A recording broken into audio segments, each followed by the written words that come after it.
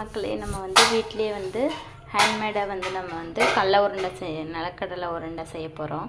இதே மாதிரி உளுந்து, பொட்டு உளுந்து நீங்கள் ட்ரை பண்ணலாம், உடம்புக்கு நல்லது.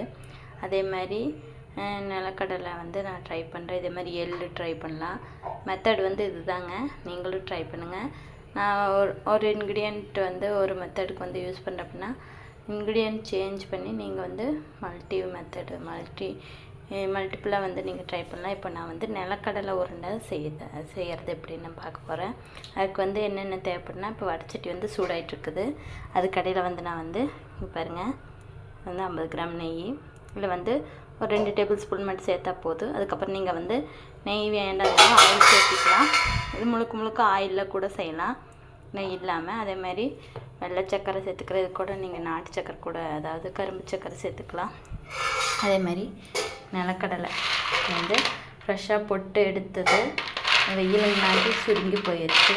அதை வந்து நல்லா வறுத்துக்கிறோம். நெய்யில் வறுத்து சுகரை ஆட் பண்ணி நம்ம வந்து நிலக்கடலை உருண்டை பிடிக்க போகிறோம்.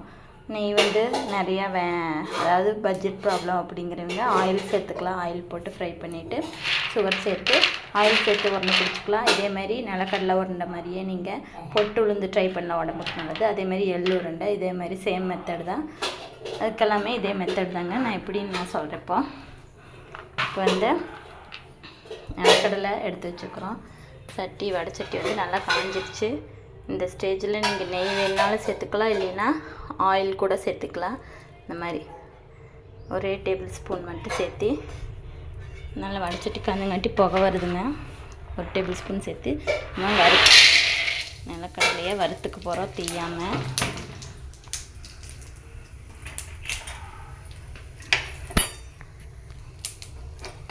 நிலக்கடலைக்கு நல்லா சிம்மில் வச்சு